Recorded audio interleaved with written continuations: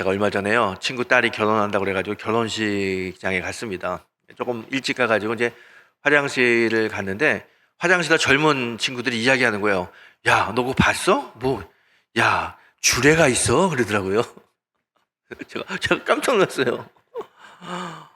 요즘 젊은이들 결혼할 때 주례가 많이 없는 것 같아요. 주례가 없대요. 그리고 결혼식에 들어갔는데 결혼식을 하는데 신부가 노래를 부르고 춤을 추는데 얼마나 잘 추는지 몰라요.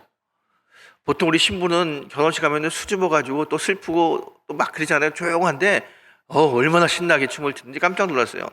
나중에 물어봤어요. 그 친구한테, 야, 딸 직업이 뭐냐? 그랬더니, 아, 직업은 선생님인데 그 춤하고 노래 배우느라고 저녁마다 학원에 다니고 그거 가리키는 그 결혼식 전문 이벤트 회사가 있대요. 거기 가서 6개월 동안 배워가지고 신랑 신부가 한 거라는 거예요.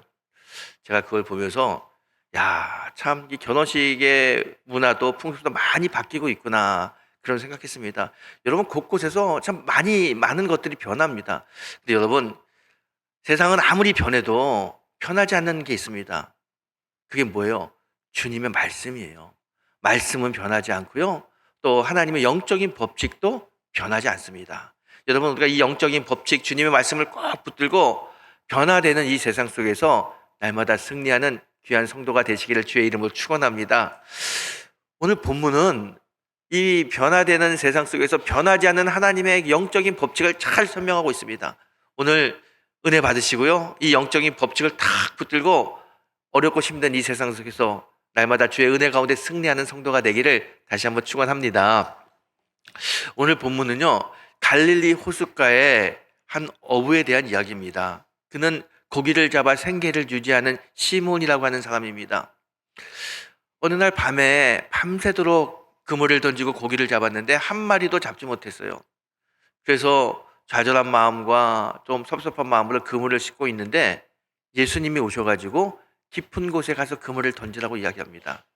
이 베드로가 그 말씀을 듣고 깊은 곳에 가서 그물을 던졌더니 고기가 많이 잡혔어요.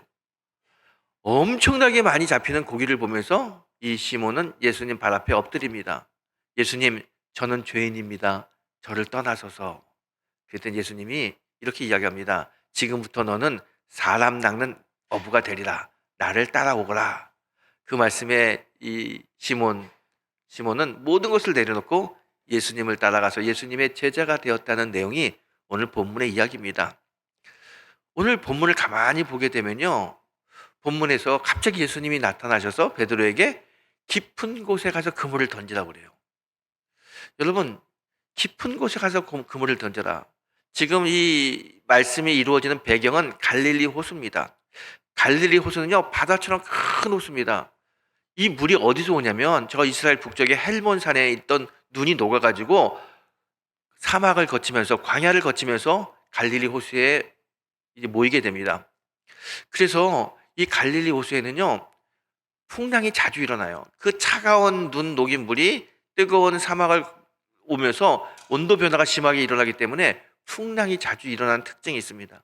그리고 또 다른 특징이 있는데 그것은 뭐냐면요, 이 갈릴리 호숫가에 사는 이 고기들은 얕은 곳에 사는 고기입니다. 그리고 밤에 주로 활동하는 고기예요. 그래서 이 고기를 잡으려면 밤에 얕은 곳에 가서 그물을 던지는 게 이게 상식입니다. 그런데 예수님께서 갑자기 나타나셔가지고 깊은 곳에 가서 그물을 던지라는 거예요. 베드로가 이 말을 들었는데 베드로는요, 어부 출신이에요. 베드로가 가지고 있는 경험으로는 이 갈릴리 호수에 사는 이 물고기들은 깊은 곳에 없어요. 그리고 이 물고기들은 밤에 활동을 하기 때문에 밤에 잡아야 되는데 지금은 낮인데 낮 시간에 깊은 곳에 가서 그물을 던지라는 이 말씀을 도대체 이해할 수 없는 거예요. 왜 예수님은 물고기가 없는 그 깊은 곳에 가서 그물을 던지라고 하고 더군다나 활동하지 않는 낮에 그물을 던지라고 했고, 또 베드로는 이 고기 잡는 어부가 그 말씀을 듣고 또 나가가지고 깊은 곳에 그물을 던져서 고기를 잡아요. 아니, 도저히 갈 수 없는 상황인데 배를 타고 깊은 곳으로 갑니다. 도대체 예수님과 이 베드로 사이에 어떤 영적인 대화가 오고 갔길래 도저히 고기가 없는 곳에 가서 그물을 던지라고 이야기하고 또 그 말씀을 받아가지고 깊은 곳에 가서 베드로는 고기를 던질까? 여러분, 이 본문 속에 정말 이 시대를 살아가는 우리들에게 주시는 영적인 메시지가 있습니다. 그 메시지를 좀 잘 깨닫는 그런 시간이 되기를 소망합니다. 갈릴리 호숫가에 절망에 빠진 어부가 하나 있습니다. 시몬이라고 이야기합니다. 근데 사실은 시몬은 베드로하고 똑같은 이름입니다. 그래서 우리가 시몬 베드로라고 이야기하죠. 이 시몬 베드로 이 동일인인데, 시몬이 밤새도록 고기를 잡고 있는데, 이 시몬에게는요 집에 아주 아파서 알아 누워 있는 장모님이 계셔요. 베드로는 결혼한 사람이에요. 장모님이 있다고 나오잖아요. 결혼했는데 가정을 꾸려야 되고요, 자녀도 있을 거고요. 가장입니다. 근데 오늘 고기를 잡아가지고 그 고기를 팔아서 그 돈으로 또 가정을 잘 꾸려야 되고, 아프신 장모님 병원비도, 또 의사한테 또 약도 사고, 이런 것들을 다 해야 되는데 밤새도록 고기를 잡았는데 한 마리도 잡지 못해요.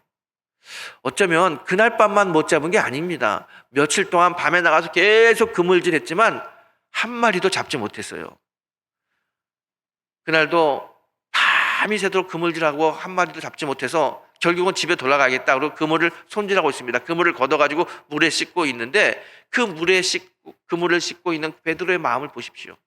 며칠 동안 고기 한 마리 잡지 못했습니다. 집에는 아프신 어머니가 계시고 자녀들도 있고 아내도 있고 먹고 살아야 되는데 먹고 살 방법이 없어요. 얼마나 힘들고 얼마나 마음적으로 좌절하겠습니까? 오늘은 그래도 고기 좀 잡겠지, 그 소망을 가지고 왔는데 계속해서 그물에는 아무것도 걸리지 않습니다. 좌절하죠. 야, 이거 어떻게 살까? 내가 가장인데 우리 가족을 어떻게 내가 먹여 살릴까? 그 가슴을 짓누르는 압박감이 있습니다. 너무 괴로워요.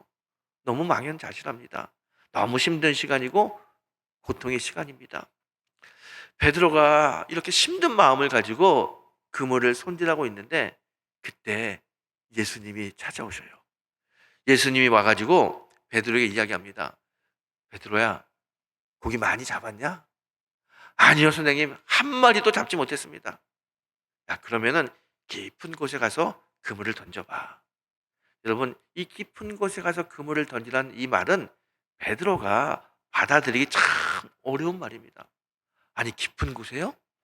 내가 어부인데, 갈릴리에서 지금까지 자란 어부인데, 나만 어부가 아니라 우리 아버지도 갈릴리에서 고기 잡던 어부고 우리 할아버지도 고기 잡던 어부입니다. 할아버지, 아버지 3대에 걸쳐가지고 갈릴리에서 고기 잡던 사람들입니다.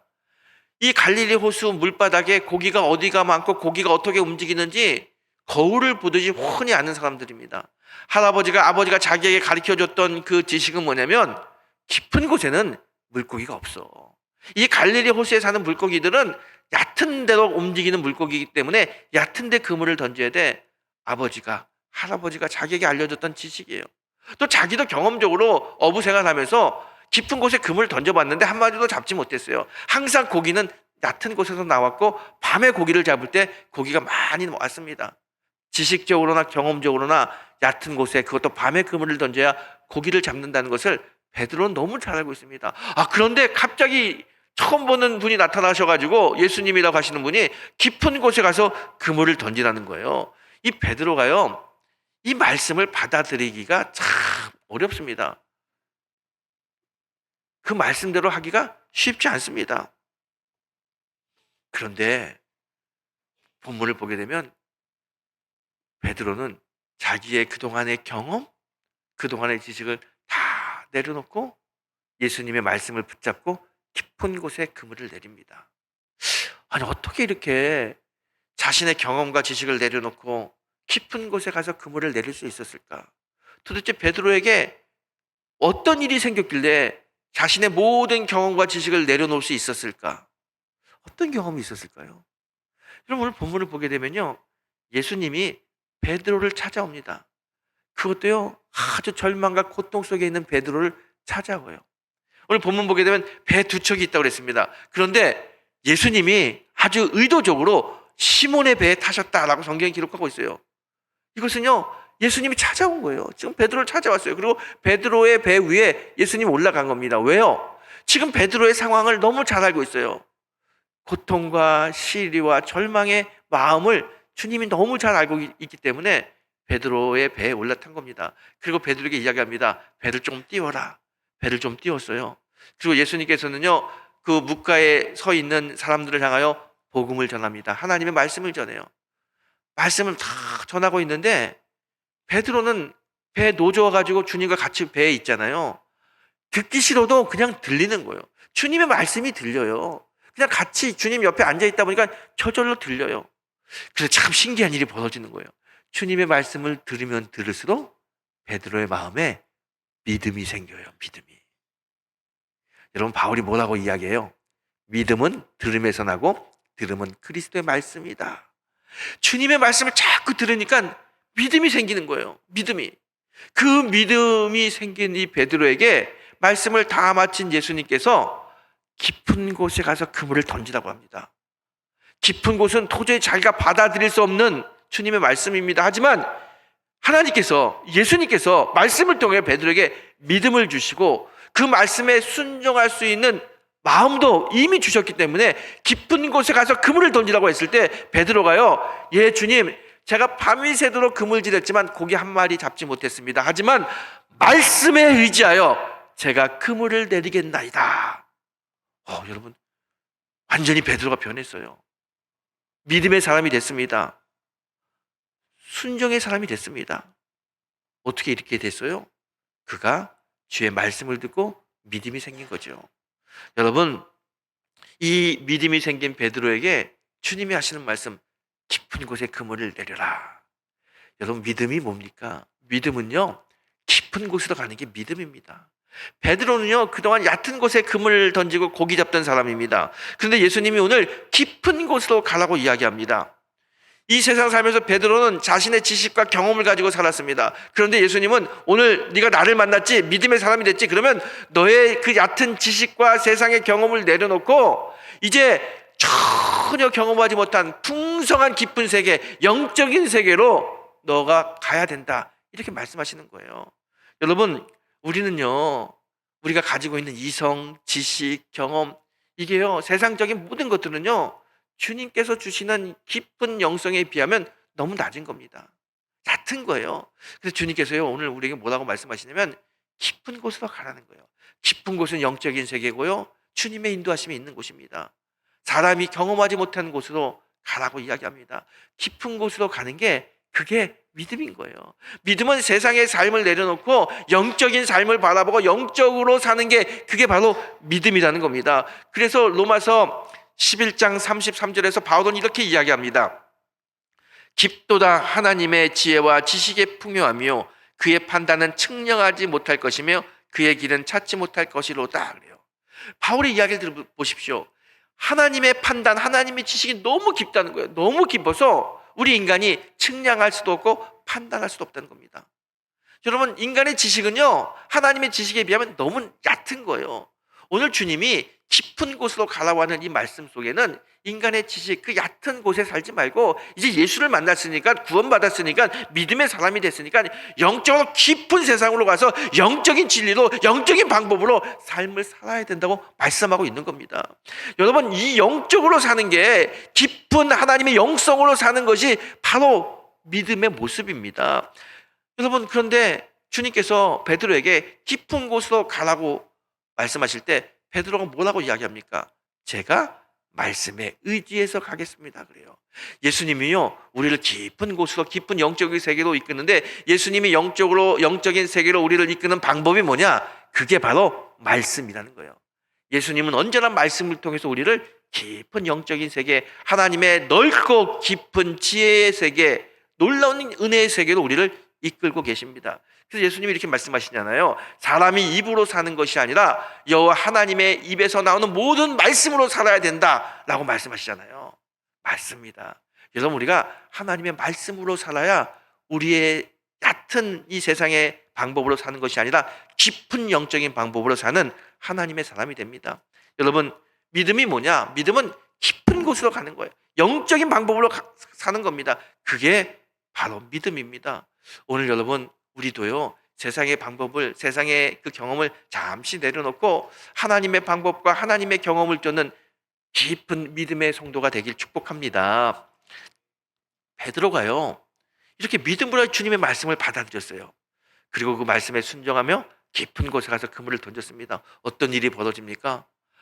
지난밤에 밤이 새도록 그물질했지만 고기 한 마리 잡지 못했어요. 그런데 말씀에 의지해서 깊은 곳에 던졌더니 그물이 찢어지도록 고기가 올라옵니다. 얼마나 고기가 많이 올라오는지 자기 친구들 와가지고 자기 친구들의 배에 실었어요. 자기가 탄 배, 자기 친구들이 탄 배, 고기가 가득 차고 그 배 두 배가 가라앉을 정도로 고기가 가득 찼습니다. 이런 놀라운 은혜와 축복을 베드로가 받은 거죠. 어떻게 그런 놀라운 은혜와 축복을 받습니까? 말씀을 붙들고 말씀에 순종했을 때 그는 놀라운 은혜와 축복을 받은 겁니다. 여러분, 말씀에 실천하면, 말씀을 붙잡으면 이 고난의 삶이 승리의 삶으로 바뀝니다. 슬픔의 삶이 행복한 삶으로 바뀝니다.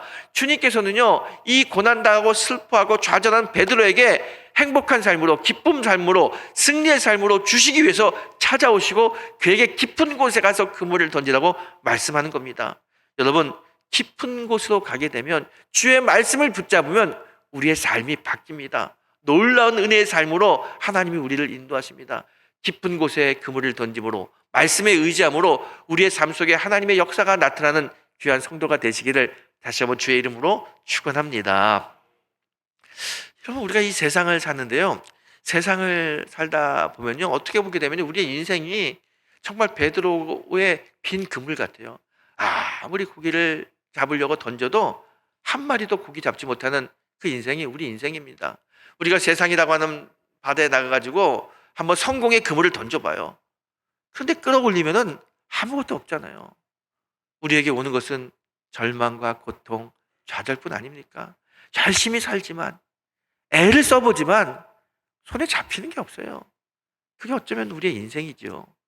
여러분, 저는 오늘 이 본문을 읽고 있는데요, 이 본문을 읽다 보니까 아주 옛날에 읽었던 해밍웨이의 노인과 바다라고 하는 유명한 소설이 생각납니다. 아마 여러분 다 아실 겁니다. 그 주인공인 산티아고 노인이요, 먼 바다에 가서 고기를 잡습니다. 큰 고기를 잡아요. 그래서 배에다 묶어가지고 항구로 돌아오는 겁니다. 그런데 피냄새를 맡은 상어떼들이 계속 공격해요. 이 큰 고기를 항구로 데려가야 되는데 상어떼가 공격하니까 상어떼와 아주 피나는 싸움을 벌입니다. 혈투를 하죠. 아주 애를 씁니다.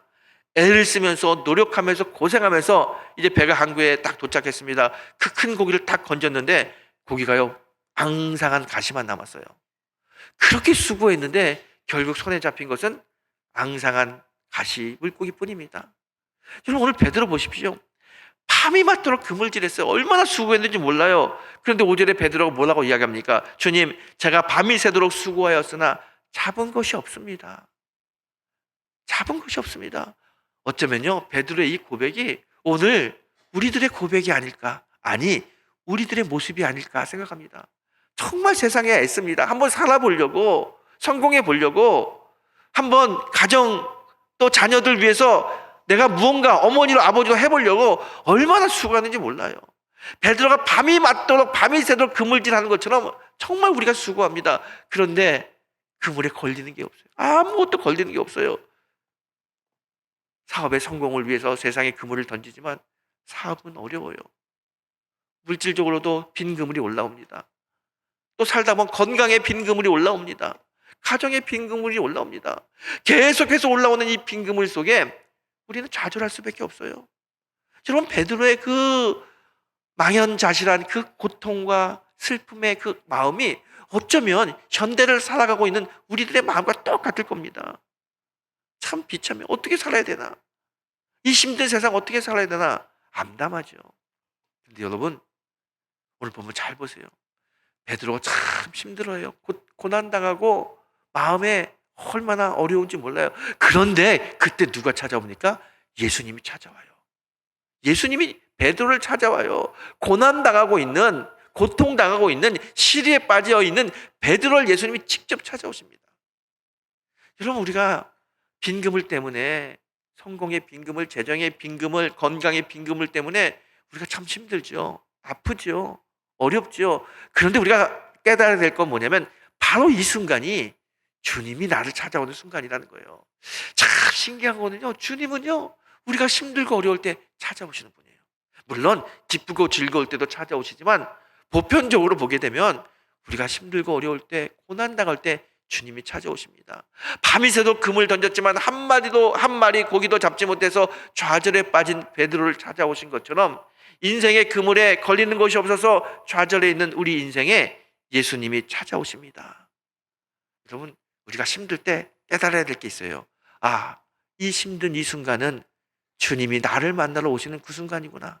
내가 이 고통을 통해서 예수를 만날 수 있구나. 주님을 만날 수 있구나. 그 주님에 대한 소망을 갖는 성도가 되길 바랍니다. 정순행이라고 하는 이 목사님이 계십니다. 이분이요, 울산 시민교회에서 부목사 생활을 하고 있었어요. 부목사 생활하다가 나이가 차가지고 이제 담임 목사로 나가고 싶어요. 그래서 예수님께 또 하나님께 기도합니다. 하나님, 이제 제가 나이도 이제 좀 들었고 이제 담임 목사가 되고 싶습니다. 저에게 맞는 교회, 그 교회를 하나님 인도해 주시고 소개해 주시고 제가 그 교회에서 열심히 담임 목회할 수 있도록 하나님 복을 내려주세요. 하나님께 기도했어요. 열심히 담임 목회 자리를 찾으면서 기도했습니다. 또 어느 날 테니스를 치고 집에 와서 샤워를 하는데 이렇게 봤더니 몸에 좀 피부에 부스러기 같은 게 난 거예요. 그래서 피부과를 가봤습니다. 그때 큰 병원에 가버려요. 큰 병원에 가가지고 정밀 검사를 딱 했더니 피부암이라는 거예요. 이 피부암이라는 소리를 듣고 얼마 지나지 않아서 그 피부에 온몸에 피부암이 번집니다. 얼굴까지 번져가지고 누가 봐도 저 사람 병에 걸렸다는 것을 다 알고 있습니다. 내 인생이 이렇게 끝나나. 얼마나 힘들고 좌절합니까? 목회자가 돼가지고 담임 목사의 꿈을 가지고 기도하고 있는데 좀 올라오는 것은 피부암이라고 하는 빈 그물이 올라와요. 힘들죠. 좌절하죠. 근데 참 희한한 건 그때 소마산 교회에서 담임 목사가 자리가 나가지고 옆에 있는 목사님이 이분을 추천해서 그 교회를 가게 됩니다. 그 소마산 교회에 가가지고 설교를 해요. 설교를 다 끝난 다음에 교인들이 모여가지고 회의를 하는데 저 정 목사님 참 좋긴 좋은데 말씀도 좋고 너무 좋은데 피부암이라는데 우리가 어떻게 모십니까? 잘못하다가 장례를 지낼 판인데 우리 아무리 목사님이 좋아도 우리 어렵습니다. 다 피부암 걸린 목사님 담임으로 모실 수 없다고 이야기합니다. 왜 안 그렇겠어요? 아마 우리도 그럴지도 모릅니다. 그런데 어떤 분이 손을 들고 이야기해요. 저는 좀 생각이 다릅니다. 저는 우리 교회가 저분을 꼭 모셨으면 좋겠습니다. 저분 설교하는 거 들어보셨죠? 저분은 언제 하나님이 데려갈지 모르니까 마지막 설교라고 생각하고 정말 우리에게 복음을 전하기 위해서 최선을 다하는 모습 보셨죠? 아마 우리 교회에 모시게 되면 하나님 어떻게 역사할지 모르지만 하나님이 데려가는 그 순간까지 우리에게 최선을 다하여 복음을 전해드릴 겁니다. 저는 그 복음의 설교를 듣고 싶습니다. 그리고 혹시 누가 압니까? 하나님께서 또 은혜를 베풀어 주셔서 병이 낫게 할지. 그리고 저렇게 아픈 목사님을 우리 교회가 모신다면 하나님도 얼마나 우리를 기쁘게 생각하지 않겠습니까? 저는 우리가 꼭 저분을 담임 목사로 모셨으면 좋겠습니다. 이분이 그렇게 이야기하니까요, 교인들의 마음이 막 움직였어요. 그래서 이 정 목사님을 담임 목사로 모시기로 했어요. 담임 목사로 모신다는 이야기를 들었을 때 이 정 목사님의 마음이 어떻겠어요? 지금 내가 피부암에 걸려가지고 어떻게 될지 모르는데 어떻게 이런 나를 담임 목사로 모실 수 있을까? 그 교인들이요, 너무 고맙고 너무 감사하죠. 그때 딱 깨닫는 게 있습니다. 이건 하나님이 하시는 거다. 하나님이 하시는 거다. 예수님이 찾아오셔서 나에게 위로해 주시고 예수님이 저 성도들의 마음을 이렇게 만져주셔서 내가 기도한 대로 얼마 남지 않은 인생이지만 담임 목사 자리로 갈 수 있게 하나님이 인도하시는구나. 그렇게 생각한 거예요. 그리고 그곳에 부임해서요, 정말 최선을 다해 목회합니다. 늘 기도하죠. 나 같은 이렇게 중환자도 하나님 담임 목사로 세우신 저 교인들 축복합니다. 축복하고 기도하고 최선을 다해 설교하는데 놀라운 일이 벌어지는 거예요. 병이 나았어요. 병이 치료가 돼가지고 지금까지 담임 목사님으로 사역을 잘하고 있습니다. 그 목사님이 이렇게 말씀합니다. 내가 정말 힘들고 어려울 때 예수님을 만났습니다. 주님이 역사하지 않는다고는 내가 어떻게 그 말 한마디 말 아니고는 다르게 내 삶을 표현할 수 있겠습니까? 어떻게 성도들의 마음이 바뀌고 어떻게 내가 이 자리에서 복음을 전할 수 있겠습니까? 주님이 나를 찾아와 주신 거죠. 여러분, 그렇습니다. 정말 하나님의 아들, 딸들이 힘들고 어려울 때, 마치 베드로가 밤이 새도록 그물질했지만 고기 한 마리 잡지 못해서 우리 장모님 어떻게 하나, 우리 아들, 딸, 우리 아내 내가 어떻게 먹고 사나 걱정과 고민과 근심이 있을 때, 그때 주님이 찾아오신 것처럼 주님은 우리가 참 힘들고 어려울 때 주님은 찾아오십니다. 여러분, 38년 동안 병에 걸려가지고 베데스다 연못과 그 연못 물이 동하기만을 기다리는 환자가 있습니다. 그런데 아무도 자기를 도와주지 않아서 38년이나 되는 긴 시간 동안 끙끙 앓고 있었어요. 그런 그에게 예수님이 찾아오셨습니다. 태어나면서부터 눈먼 그 맹인에게 주님이 찾아오셔서 빛을 보게 하고 앞을 보게 만들어 주셨어요. 예수님이 십자가에 못 박혀 돌아가시는 걸 보고 실망한 이 제자, 엠마오로 돌아가는 그 두 명의 제자에게 예수님이 찾아오셔서 그들에게 소망을 주셨습니다. 밤이 새도록 그물질하지만 한 마리 고기도 잡지 못해서 좌절해 있는 그 베드로에게 예수님이 찾아오셔서 소망을 주셨습니다. 여러분, 예수님은 반드시 우리를 찾아오십니다. 지쳐있는 자, 힘든 자, 고난당하는 자, 괴로운 우리들, 하나님의 아들, 하나님의 딸들이 아파할 때 그거 외면하지 않으시고 반드시 찾아오시는 분이 바로 우리 주님이십니다. 그리고 주님이 찾아오셔서 우리에게 이야기합니다. 베드로에게 이야기했던 것처럼 깊은 곳으로 가라. 깊은 곳으로 그물을 내려라. 세상의 방법으로, 세상의 눈으로 사는 것이 아니라 영적인 방법으로 넓으신 하나님의 그 성령의 은혜로 살아야 된다. 깊은 곳으로 가라 라고 우리를 이끄십니다. 여러분, 우리가 이 고난 속에서 주님을 만날 때 어떻게 만나야 됩니까? 여러분, 베드로를 보세요. 베드로가 뭐라고 이야기합니까? 주님, 제가 밤이 맞도록 그물질했지만 고기 한 마리 잡지 못했습니다. 하지만 말씀에 의지하여 제가 깊은 곳에 그물을 내리겠습니다. 여러분, 베드로의 이 말 잘 들어보세요. 말씀에 의지하여. 이게 너무 중요합니다. 말씀에 의지하여. 주님이 찾아오실 때 우리가 해야 될 일은, 우리가 고백해야 될 말은 딱 하나입니다. 말씀에 의지하여. 여러분, 이 말씀을 가슴에 새기십시오. 그리고 베드로처럼 말씀에 의지하여 주님의 말씀을 붙들고 깊은 곳으로 가십시오. 주님이 어떤 말씀을 하시든지 그 말씀을 붙들고 세상으로 나가보십시오. 그 말씀은 우리를 살리고 우리를 회복시키고 우리를 하나님의 자녀로 만드는 생명의 말씀이 될 것입니다. 여러분, 말씀을 붙들고 살면 우리 삶이 바뀝니다. 실패한 삶에서 성공의 삶으로, 좌절의 삶에서 행복한 삶으로 바뀝니다. 그래서 믿음은 말씀을 붙잡는 거다라고 이야기하는 거예요. 여러분, 믿음이 뭐라고요? 믿음은 말씀을 붙잡는 겁니다. 여러분, 예수님 말씀하시죠. 사람이 떡으로 사는 것이 아니라 여호와 하나님의 입에서 나오는 모든 말씀으로 살아야 될지니라. 주님 말씀하시잖아요. 왜요? 말씀으로 사는 게 믿음이니까, 말씀을 붙잡고 사는 게 믿음이니까 예수님이 그렇게 말씀하시는 거예요. 여러분, 말씀을 붙잡으십시오. 우리 눈에 아무 증거가 보이지 않고 내 귀에 아무 말씀이 들리지 않고 손에는 아무것도 잡히는 것이 없다 할지라도 주의 말씀을 붙잡으면 눈에 보이지 않는 게 보입니다. 말씀을 붙잡으면 들리지 않는 게 들립니다. 말씀을 붙잡으면 손에 잡히지 않는 게 잡힙니다. 주님이 그렇게 하십니다. 여러분, 믿음은 말씀을 붙잡고 사는 겁니다. 우리가 말씀을 붙잡고 살게 되면 주님이 우리에게 은혜를 주십니다. 상상하지 못하는 은혜. 밤이 새도록 그물질했지만 고기 한 마리 잡지 못했지만 그물이 찢어지던 그 만선의 기쁨을 주신 예수님이 우리 인생에 똑같이 역사합니다.